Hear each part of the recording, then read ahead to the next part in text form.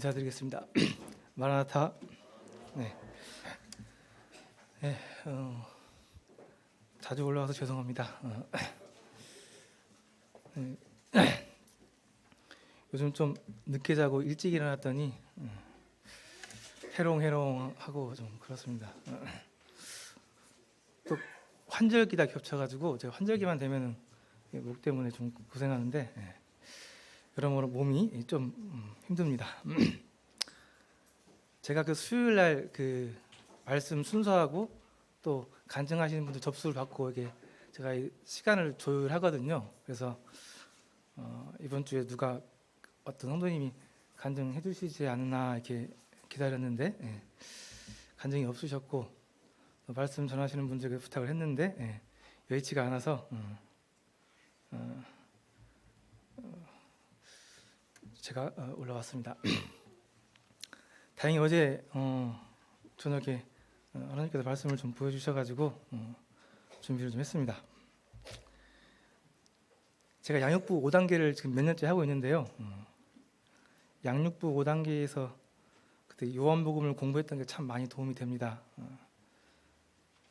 다행히 그 요한복음 공부했던 것들이 말씀을 준비할 때 많이 도움이 됩니다.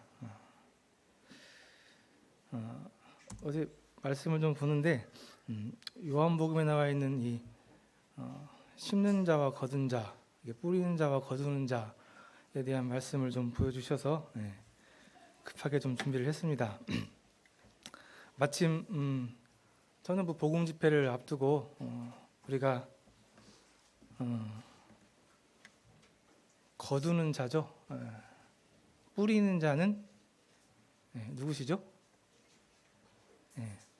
뿌리는 자는 예수님입니다. 저희들은 걷는 자들이에요. 그 씨 뿌리는 자에 대한 비유가 있죠. 근데 그 비유가 오해가 좀 있습니다. 우리가 씨 뿌리는 사람들, 복음 전하는 사람들이라고 생각을 하고 이렇게 해석을 하는 경향들이 있는데 사실은 그렇지 않아요. 씨 뿌리는 분은 예수님이시고 저희들은 마음밭, 저희들은 밭인 거죠. 그래서 그렇게 해석을 좀 하셔야 되는데 좀 잘못된 사실은 해석들이 좀 있었습니다. 그래서 여기서도 마찬가지입니다. 뿌리는 자와 거두는 자가 있는데 우리는 사실은 거두는 자입니다. 뿌리는 분은 예수님이시고 저희는 거두는 자들이 되겠습니다. 이 말씀이 요한복음 4장에 나오죠. 요한복음 4장은 자꾸 언급을 하는데 유명한 그 사마리아 여자와의 대화가 있는 그 장입니다. 그래서 이 말씀을 한번 보고 같이 나누는 게 좋을 것 같습니다. 요한복음 4장 같이 한번 읽겠습니다. 요한복음 4장 25절부터 42절까지만 같이 교독해서 읽도록 하겠습니다. 요한복음 4장 25절 형제인들 먼저 읽겠습니다. 시작. 여자가 이르되 메시아 곧 그리스도라 하는 이가 오실 줄을 내가 아노니 그가 오시면 모든 것을 우리에게 알려주시리다. 예수께서 이르시되 내게 말하는 내가 그라하시니라. 이때 제자들이 돌아와서 예수께서 여자와 말씀하시는 것을 이상히 여겼으나 무엇을 구하시나이까 어찌하여 그와 말씀하시나이까 묻는 자가 없더라.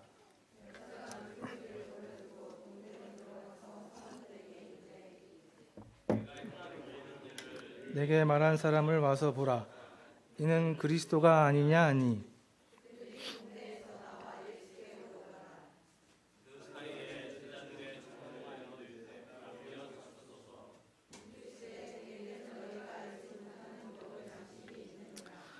제자들이 서로 말하되 누가 잡수실 것을 갖다 드렸는가 하니 예수께서 이르시되 나의 약식은 나를 보내신 이의 뜻을 행하며 그 일을 온전히 이루는 것이니라.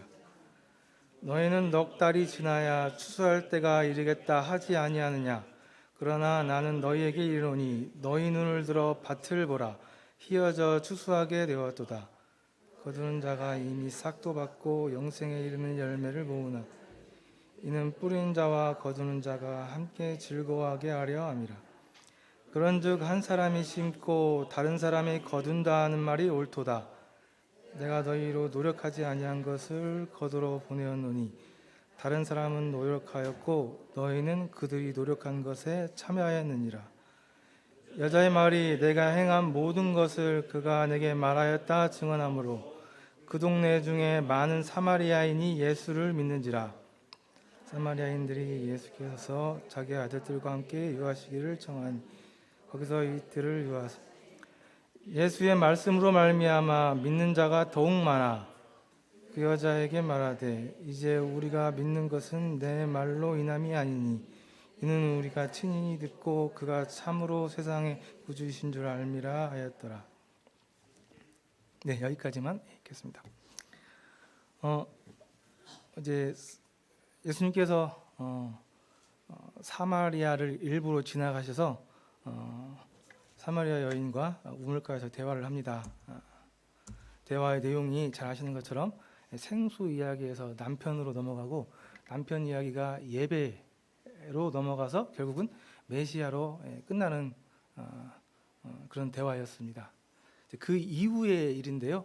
이제 사마리아 여자가 예수님을 메시아로 받아들여서 회개가 일어난 이후에 그 사마리아 여자에게 일어난 일들을 통해서 구원받은 사람이 어떻게 변화가 되는지, 또 더 자세히 얘기하면 어떻게 복음을 전하게 되는지 그 모습들이 잘 나와 있습니다. 사실 말씀에서 복음의 최초로 회개한 여자가 이 사마리아 여자거든요. 그래서 의의가 큽니다. 그래서 구원받은 복음의 능력을 경험한 이 사람이 어떻게 전도를 하게 되는가, 그 모습을 좀 보면서 우리가 어떠한 자세로 전도를 해야 되는지 복음 집회를 앞두고 교훈이 좀 됐으면 좋겠습니다. 잠깐 사마리아 여자의 대화를 좀 복습하면요, 예수님께서 그 우물물을 좀 달라 하셨는데 그 물은 다시 목마르는 갈증을 해결할 수 없는 그런 물이었습니다. 그래서 예수님께서 여자에게 내가 주는 물, 영원하도록 솟아나는 샘물, 그 속에서 솟아나는 샘물 먹으면 목마르지 않는 참 샘물을 주시겠다고 하셨죠. 그래서 여자가 그 물 달라고 했을 때 예수님께서 남편을 데려오라고 합니다. 근데 말씀드렸던 것처럼 남편은 이 세상의 사람들이 각자 자기의 해결책, 하나님이 빠진 그 자리를 채우기 위한, 그 사람들 마음속에 있는 그 갈망을 채우기 위한 자기들만의 방법, 잘못된 방법이 다들 있는데 이 사마리아 여자에게는 남편이었죠. 그 남편을 얘기를 꺼내서 그런 이제 모든 사람들이 가지고 있는 그 갈증, 그런 필요를 예수님께서 얘기를 하십니다. 그러면서 이 예배가 가장 그 잘못된 것들 중에 가장 대표적으로 잘못된 게 예배라는 거죠. 사람들이 하나님이 예배해야 되는데 하나님을 예배하지 않고 엉뚱한 것들, 자기들이 가장 소중하게 여기고 가장 가치 있다고 생각하는 각자의 것들을 예배하고 있는 이 현실이 하나님께서 보시기에 가장 잘못된 이 세상의 모습이다 하시면서 자연스럽게 주제가 잘못된 예배의 쪽으로 이렇게 갑니다. 그러면서 예수님께서 신령과 진정으로 예배를 해야 된다 하면서 신령은 성령님이고 진정은 그때 말씀드린 것처럼 본질, 실체, 그러니까 예수님을 얘기한 거죠. 메시아를 얘기한 겁니다. 메시아를 통해서 예배를 해야만 한다 얘기하시고요. 그래서 진짜 답은 메시아다. 여기까지 대화가 진행이 됐습니다. 그래서 신령과 진정으로 실체로 예수님을 예배를 해야 된다. 그래서 여자는 이제 자신에게 필요한 생수가 진짜 필요한 것이 메시아임을 알게 되었습니다. 그 이후의 대화가 이제 오늘 저희가 이제 말씀에서 읽은 부분들입니다. 25절에 보니까 여자가 이르되 메시아 곧 그리스도라 하는 이가 오실 줄 내가 아노니 그가 오시면 모든 것을 우리에게 알려주십니다. 이 여자는 메시아를 기다리고 있었어요. 메시아가 올 거라는 그런 예언의 말씀을 알고 있었기 때문에 메시아를 기다리고 있었는데 놀라운 것은 26절 예수님께서 말씀하십니다. 내가 바로 그니라.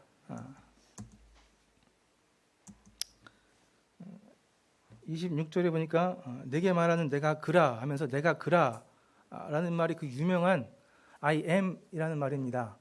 히브리어로 에고이미에서 하나님께서 자신을 드러낼 때 쓰시는 표현입니다. 들어보셨죠? I am. 사실 굉장히 멋있는 말이면서도 이거 정말 굉장한 말이고 감히 이렇게 입에 담기 어려운 그런 말입니다. 그런데 이 말을 예수님께서 이렇게 하셨을 때, 당신이 하나님이신 것에서 증거하셨을 때, 이 여자가 복음을 받아들인 거죠. 그래서 이제 그 여자에게 변화가 일어납니다. 그 변화의 모습들을 좀 보려고 하는데요. 28절에 보니까요. 이제 이 사건은 좀 두 가지 지금 사건이 좀 겹쳐서 나타나는데, 제자들이 이 상태에는 아까 대화했던 그때에는 제자들이 마을에 양식을 구하러 가고 없는 상태였어요. 근데 이제 사마리아 여자와 예수님과의 대화 끝부분쯤에 제자들이 돌아왔습니다. 돌아와서 예수님께서 사마리아 여자와 대화하는 모습을 봤어요.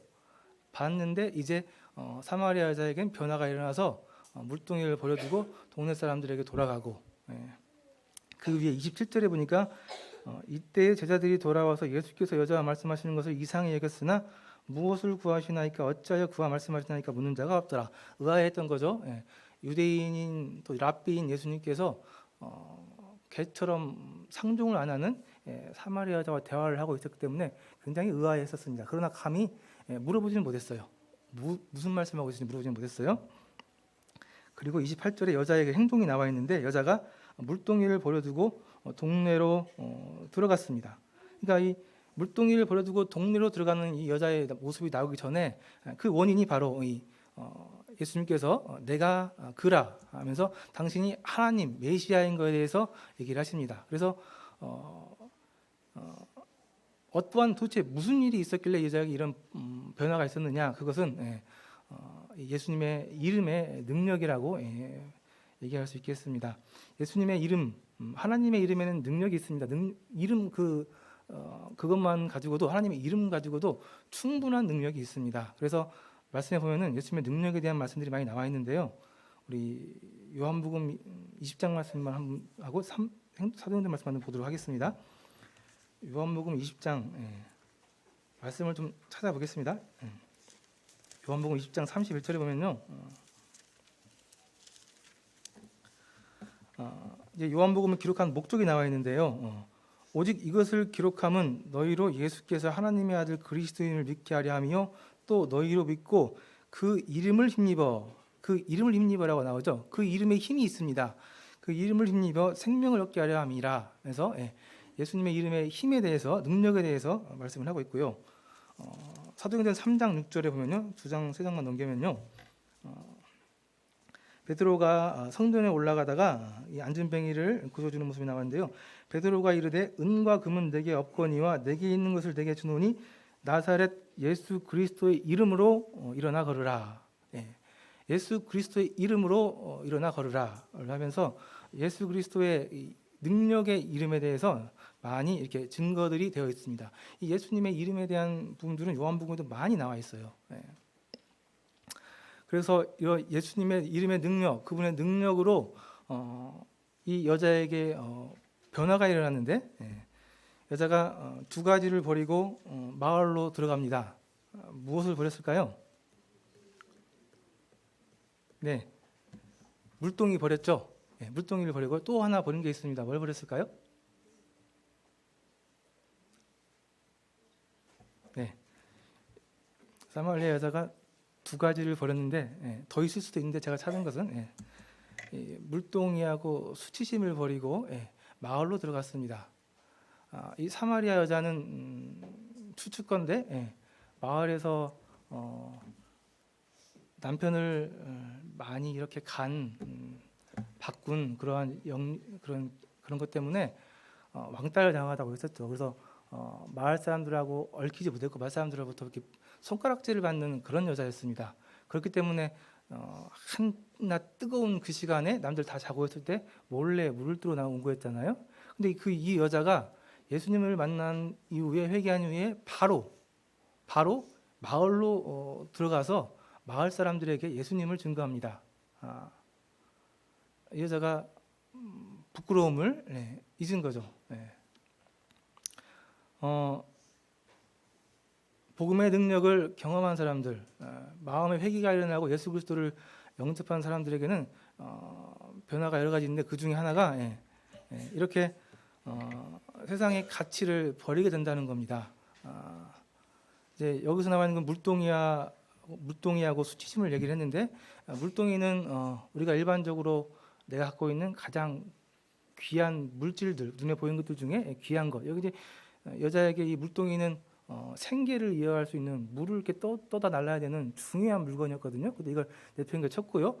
또 수치심을 버리고 부끄러움을 버리고 마을 사람들을 찾아가서 예수님을 이렇게 증거했다는 것은 자신을 내려놨다는 얘기입니다. 그러니까 자존심, 자기 자아를 내려놓고 이제 더 이상 예수님을 증거하는 그 앞에서 예수님을 받아들인 그 입장에서 더 이상 뭐 나에게 가장 귀한 그런 것들 또 내 자아가 아무런 문제가 되지 않았다는 겁니다. 그래서 그 여자는 당당하게 마을 사람들에게 뛰어들어가서 이렇게 예수님을 증거할 수가 있었습니다. 그런 말씀은 많이 나와 있습니다. 그 구약에 나와 있는 것처럼 엘리사도 엘리야가 불렀을 때 소와 쟁기를 내버려두고 따랐죠. 제자들도 마찬가지입니다. 예수님께서 불렀을 때 생계 수단인 그물을 버려두고 예수님을 따랐고, 또 세리였던 제자들도 그 책상을 버리고 예수님을 따랐습니다. 오늘 사실 말씀의 좀 주제는 좀 전도 쪽에 좀 말씀드리려고 했는데, 우리 마음 속에 하나님의 복음이 하나님의 들어왔고 복음의 능력이 있다면은 우리가 이렇게 전도할 수 있습니다. 더 이상 우리가 갖고 있는 가장 소중한 것, 내가 소중하게 여기는 그것은 이제 내려와야 되고, 그 자리에는 예수님께서 올라가셔야 되고, 우리가 소중하게 생겼던 그런 것들을 이제 우리에게 해가 된다면, 필요하지 않다면 과감하게 버리고 하나님의 말씀을 따라서 살아갈 수 있어야 한다는 겁니다. 진젠도르프 백작이라고 혹시 아시는가요? 모라비아 선교단을 이렇게 만들었던 훌륭한 우리 선진인데, 그분은 엄청난 부자였어요. 굉장한 부자였는데 그분은 구원받은 이후에 그 수많은 재산을 다 그냥 하나님 앞에 바쳤습니다. 사람들 얘기하기를 왜 그걸 한꺼번에 다 바쳤느냐, 그냥 조금씩 재산을 쓰면서 앞으로 사역을 해야 되고 또 여러 가지 일들을 해야 되니까 사용하면 좋지 않았을까 얘기를 했는데, 나중에 그 책의 전기에 보니까 그분은 그것이 자기의 발목을 잡을까봐, 자기가 사역하는데 방해가 될까봐 그냥 과감하게 그냥 다 버렸다고 이렇게 얘기를 했습니다. 그리고 아무것도 없이 이제 그분 앞으로도 계속 계속했는데, 사역을 함에 있어서는 온전히 다 하나님께서 주시는 걸로만 이렇게 사역을 해나갔다고 하는 그런 전기를 좀 들은 적이 좀 있습니다. 대단하죠. 그래도 뭐 우리도 이렇게 가진 거 다 버려야 한다는 건 아니고, 우리도 이렇게 세상의 걸에 얽매여서 우리에게 주님을 위한 삶에 방해가 될 정도로 해서는 안 된다. 그러한 말씀을 좀 드리고 싶어서요. 그래서 우리가 이제 구원받은 이후에 복음을 위해 살아가는데, 주와 복음을 위해 살아가는 데 있어서 방해가 되는 게 있다면 과감하게 버려야 한다는 거, 과감하게 내려놔야 된다는 거. 정말 내려놓기 어렵지만은 이렇게 내려놓게 될 때 담대하게 복음을 전하고, 또 필요한 부분들을 믿음으로 하나님께서 채워주실 줄 믿고 공급받으면서 살아갈 수 있다는 것을 이 사마리아 여자의 모습을 통해서 우리가 볼 수가 있습니다. 우리가 우리의 것을 버리지 않고 그대로 둔 상태에서 전도를 하겠다는 것은 불가능한 일이죠. 그렇습니다. 그 다음에 이제 다시 본문으로 돌아와서요. 하나님께서 하늘 양식에 대한 얘기를 하십니다. 제자들이 돌아와서 예수님께 27절에 보니까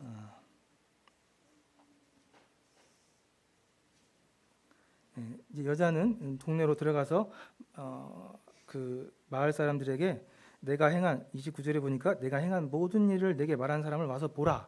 그러니까 이 여자가 마을 사람들에게 복음을 설명한 게 아니죠. 예수님을 그냥 증거했습니다. 와서 보라고.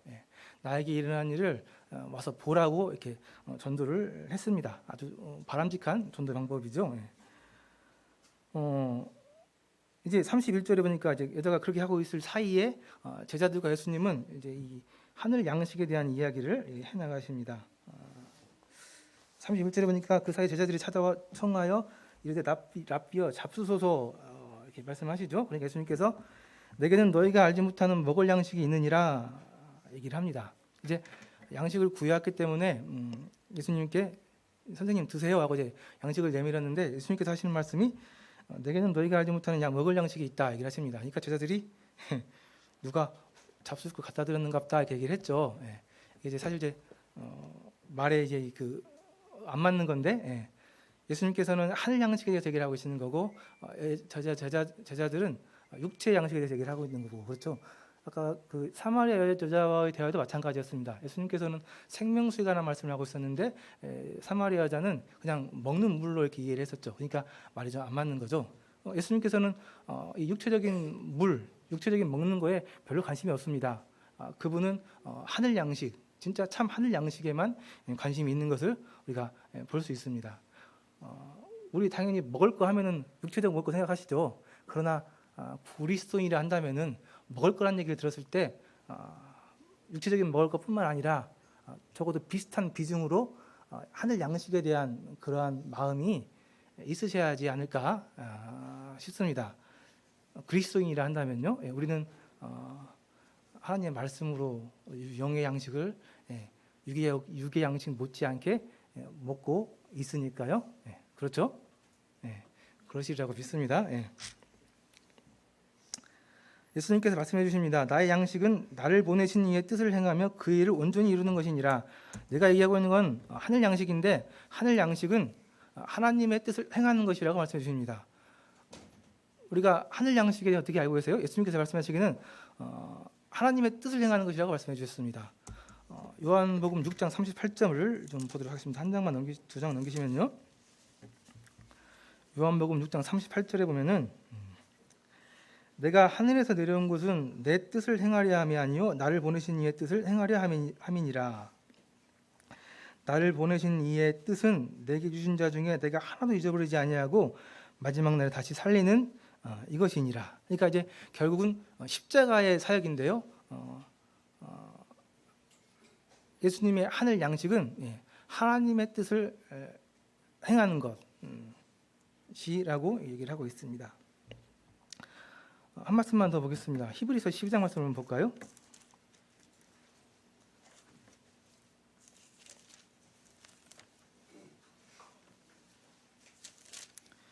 히브리서 12장 2절 말씀에 보면요. 믿음의 주요 온전하게 하시는 이인 예수를 바라보자. 그는 그 앞에 있는 기쁨을 위하여 십자가를 참으사 부끄러움을 개의치 아니하시더니 하나님 보좌 우편에 앉으셨느니라. 이게 어떻게 예수님에게는 양식이 될 수 있었을까요? 양식이라 한다면은 우리가 힘이 나게 하는 것이 양식인데 먹고 힘이 나게 하는 게 양식인데 예수님께서는 어떻게 이게 그분의 양식이 될 수 있었느냐 그거죠.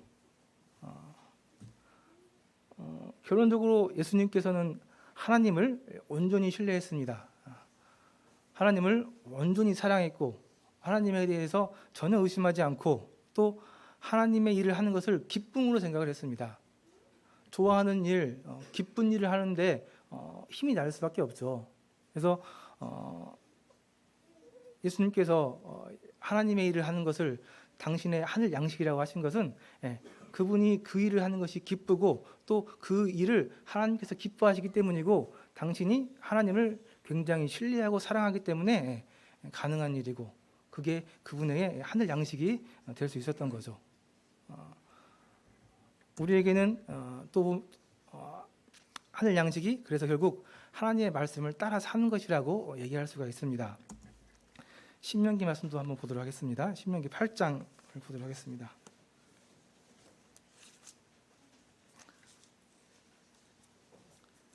신명기 8장 2절에서 3절 보도록 하겠습니다. 내 하나님 여호와께서 이 40년 동안에 내게 광야길을 걷게 하신 것을 기억하라. 이는 너를 낮추시며 너를 시험하사 내 마음이 어떠한지 그 명령을 지키는지 지키지 않는지 알려 하심이라. 너를 낮추시며 너를 줄이게 하시며 또 너도 알지 못하며 내 조상들도 알지 못하던 만나를 내게 먹이신 것은 사람이 떡으로만 사는 것이 아니요 여호와 입에서 나오는 모든 말씀으로 사는 줄을 내가 알게 하려 하심이니라. 사람이 떡으로만 사는 것이 아니요 여호와 입에서 나오는 모든 말씀으로 사는 줄을 내게 알게 하려고 한다고 나와 있습니다. 그러니까 예수님께서 이스라엘 백성들을 40년간 광야에서 고생시킨 것은 너희들이 떡으로만 사는 게 아니고 하나님의 여호와의 입에서 나오는 말씀으로 사는 것을 알게 하시기 위해서 그렇게 하셨다는 겁니다. 그래서 우리에게 이러한 40년의 광야의 고통과 같은 그런 환난이 있을 때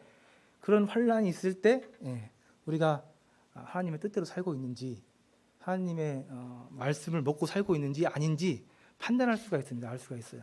그래서 우리의 삶은 우리가 예수님을 뵙는 그날 때까지 환난 가운데 살 수밖에 없습니다. 너희가 세상에서 환난을 당할 거라고 한 게 아니라 당하니라고 말씀하셨습니다. 그래서 우리 삶 속에서는 환난이 있을 수밖에 없고 그것은 그렇게 하시는 이유는 우리가 하나님의 말씀으로 사는 것을 알게 하시기 위한 것입니다.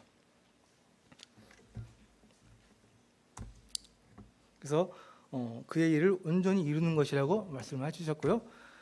이제 이 사건에서만 보면 그의 일을 온전히 이루시는 것은 전도하는 것, 복음을 전하는 것, 그 일이 될 수 있습니다. 하늘 양식에 대한 교훈을 좀 받고요. 다시 본문으로 들어가겠습니다.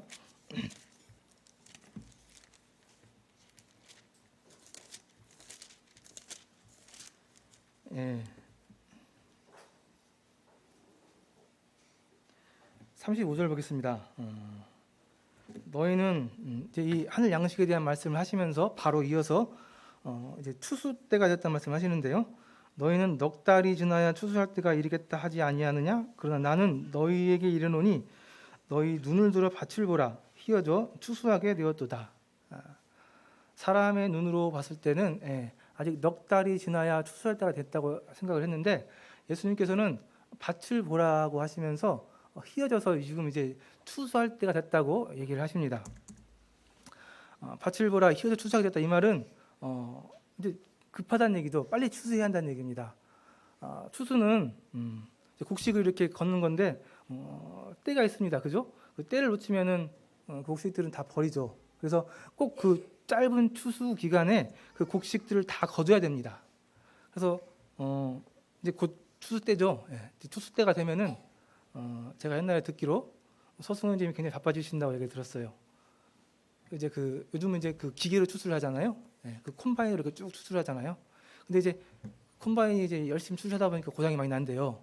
근데 고장이 나면은 이거 빨리 고쳐서 추수해야 되는데 못 고치면은 막 큰일 나잖아요. 이제 때를 놓치게 되니까. 그래서 형제님이 얘기하시기를 새벽에도 와서 문을 두드린대요. 고쳐달라고.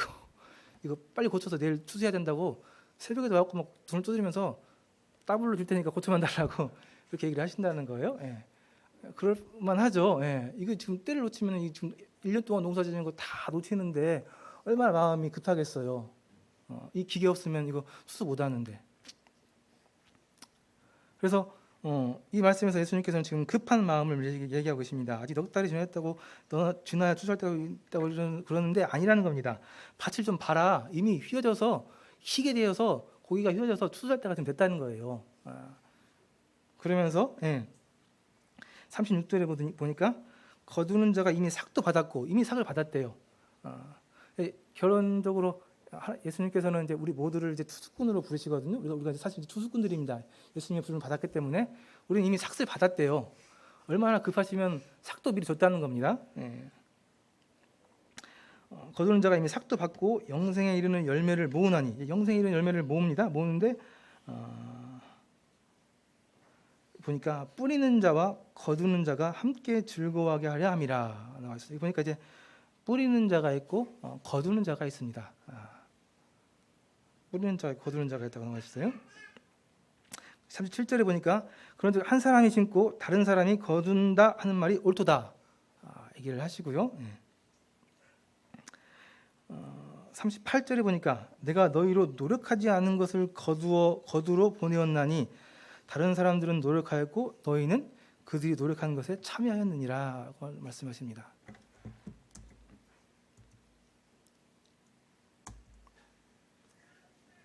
예수님께서 이렇게 급해지신 이유는 이제 사실 이방인에게 이제 처음으로 이렇게 복음을 전하시면서 42절에 보면은 42절에 보면 그 여자에게 말하되 이제 우리가 믿는 것은 내 말로 인함이 아니니 이는 우리가 친히 듣고 그가 참으로 세상의 구주이신 줄 알미라 하였더라 하면서 세상의 구주라는 말을 사용하십니다. 그래서 이제 더 이상 예수님의 그런 복음이 유대인들에게만 전해지는 게 아니고 이 사마리아 여자처럼 이방인에게도 이제 복음이 전해지기 시작했다는 말씀이시거든요. 그러면서 이제 막 바빠지신 거죠. 뿌리는 자, 거두는 자를 좀 구별을 하셔야 될 것 같은데요. 아까 말씀드린 것처럼 뿌리는 자는 저희가 아닙니다. 우리는 뿌리는 자가 아니고 우리는 거두는 자예요. 뿌리는 자는 예수님이고 여기엔 또 심는 사람이라고 나와 있고요. 말씀해 보니까 노력한 사람이래요.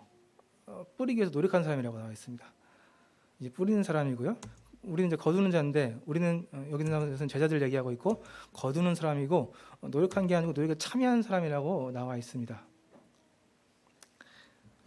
38절에 보면은 내가 너희로 노력하지 아니한 것을 거두러 보내었노니 다른 사람들은 노력하였고 너희는 그들의 노력에 참여하였느니라 나와 있죠. 36절 좀 보도록 하겠습니다. 거두는 자가 이미 삭도 받고 영생에 이르는 열매를 모으나니 이는 뿌리는 자와 거두는 자가 함께 즐거워하게 하려 함이니라. 우리를 추수꾼으로 부르시는 이유는 하나님께서 우리를 당신과 함께 즐거워하려 함이라고 얘기를 하고 있습니다. 조금 이따 좀 설명을 좀 드리고요. 이 비유를 좀 먼저 보도록 하겠습니다. 마가복음 4장에 나와 있는 말씀인데요. 26절부터 보면 또 이르시되 하나님의 나라는 사람의 씨를 땅에 뿌림과 같으니 그가 밤낮 자고 깨고 하는 중에 씨가 나서 자라되 어떻게 그리 되었는지를 알지 못하느니라. 땅이 스스로 열매를 맺되 처음에는 싹이요 그 다음에는 이삭이요 그 다음에는 이삭에서 충실한 곡식이라. 열매가 익으면 곧 낫을 대나니 이는 추수 때가 이르렀음이라. 자, 뿌리는 사람은 누굽니까? 예수님께서 뿌리셨죠? 예수님께서 뿌렸습니다. 자라게 하는 사람은 누구예요? 자라게 하는 사람? 물 주고 뭐 잡초 뽑고 거름 주고 하면 자라게 하는 사람은? 자라게 하는 사람도 하나님이 하십니다. 여기 추수한다는 사람이 뭐 했다고는 안 나오잖아요. 사실 그렇습니다. 자라게 하시는 분도 하나님이 하시는 거예요. 여기는 사람들은 밤낮 자고 깨는 중에 어떻게 자라는지 몰라요. 근데 하나님께서 다 알아서 자라게 하시는 거예요. 자, 그러면은 뿌리는 분도 하나님이시고 자라게 하시는 분도 하나님이고, 근데 우리를 아까 뭐로 부르셨다고요?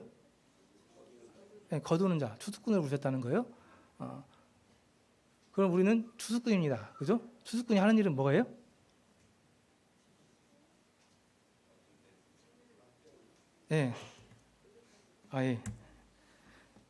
그냥 노력 없이 아까 얘기한 것처럼 그냥 참여하는 겁니다. 하나님께서 다 해놓으신 그 노력하는 것, 그 애써놓으신 것에 그냥 참여하는 거예요. 추수꾼이 하는 일은 그냥 그 다 키워놓은 것, 다 자라게 하는 걸 그냥 알고 그걸 주워 담는 일밖에 없는 거예요. 추수꾼이 하는 일은. 나머지는 사실 다 하나님께서 하시는 일입니다. 말씀이 그래요. 말씀이. 우리가 전도를 하는데 우리가 뭘 하는 것 같잖아요. 막 열심을 내서 누굴 만나고 막 핍박도 당하고 뭐 내 물질도 쓰고 시간 쓰고 하면서 무단 예를 쓰시죠.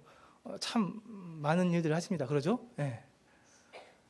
그러나 나중에 보면은 이상하게 내가 생각지도 않은 사람들이 구원을 받는 경우들이 있고, 내가 그렇게 애쓰고 했던 사람들은 구원을 못 받고 경험하시죠. 그렇죠? 예. 그러니까 구원받게 하는 일은 우리하고 상관이 사실은 없어요. 우리가 하는 노력하고는 별 상관이 없습니다. 다 하나님께서 하시는 일이거든요. 근데 이제 우리가 전도 집회를 하고 그 복음을 전하는 그 일은 그냥 그걸 전하면서 그 추수하는 일에 그냥 참여하는 거예요. 참여하는 거. 하나님께서 다 해놓으신 일에. 그래서 그 유명한 말이 있죠. 그 모 영화 배우가 했던, 나는 그냥 잘 차려놓은 밥상에 숟가락만 얹었다. 사실 그겁니다. 그거예요. 사실 뭐 많은 일들이 그렇죠. 주님 안에서 하는 많은 일들이 그렇습니다. 사실 우리가 뭘 많이 하는 것 같지만은 실상은 우리가 하는 게 아니고 다 하나님께서 하시고, 하나님께서는 은혜로 우리에게 그 일에, 그 사역에 참여할 수 있게, 왜? 즐겁게 함께 기뻐하게 하기 위해서, 그 이유로 그냥 참여하게만 하시는 거예요.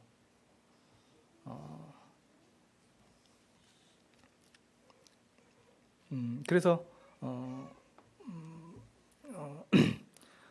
저는 그 복음 집회를 앞두고 이제 많은 이제 수고들을 하고 있습니다. 매일 아침 일찍 나와서 아침 기도 집회도 하고 있고, 또 각자 맡은 영혼들 찾아서 이렇게 만나고 또 그들을 이렇게 섬기고 하는 일도 하고 있고, 당일날 토요일 날은 환경 구성도 할 거고, 또 밥도 식사도 준비해서 접대하려고 하는 그런 이제 일들을 지금 계획하고 있습니다. 우리 한동안 형제님은 아마 또 아주 막 마음 고생 가운데 말씀을 좀 준비하고 계실 거예요. 그런 수고들을 하죠. 그런데 이런 일들을 하다 보면은 괜히 착각을 하게 됩니다. 착각을. 뭔가 좀 잘못된 생각들을 하게 돼요. 그래서 마치 내가 뭔가 된 것처럼, 내가 뭔가 뭐 큰 일을 하고 있는 것처럼 착각을 하게 되는 경우들이 참 많아요. 근데 이게 이렇게 되면 무슨 문제가 생기냐면은 남들을 이렇게 이제 판단하게 되고 마음속에서 불편한 일들이 생깁니다. 나는 아침 일찍 나와서 기도도 하고 영혼들도 만나고 또 모두 준비하고 하는데, 또 보니까 쟤는 아무것도 안 해. 불편하죠. 당연합니다. 불편해요. 내가 뭔가 하고 있다고 생각하니까 그래요. 이런 일들을 많이 경험하죠. 제가 이걸 가장 많이 경험했던 것은 청년 때 예배당 청소할 때, 저 청년 때 이제 축구 열심히 하고 와갖고 예배당 청소를 쫙 같이 했거든요. 예배당 청소, 방석도 털고 카페트도 털고 계단 청소 다 하고 하는데, 가만 보면 꼭 청소하고 있는데 옆에서 혼자 피아노 치고 있어. 불편하죠?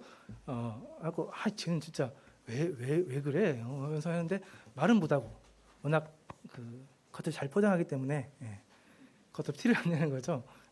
쟤는 왜 저러는 거야? 그런데 이제 그 잘못된 마음이죠.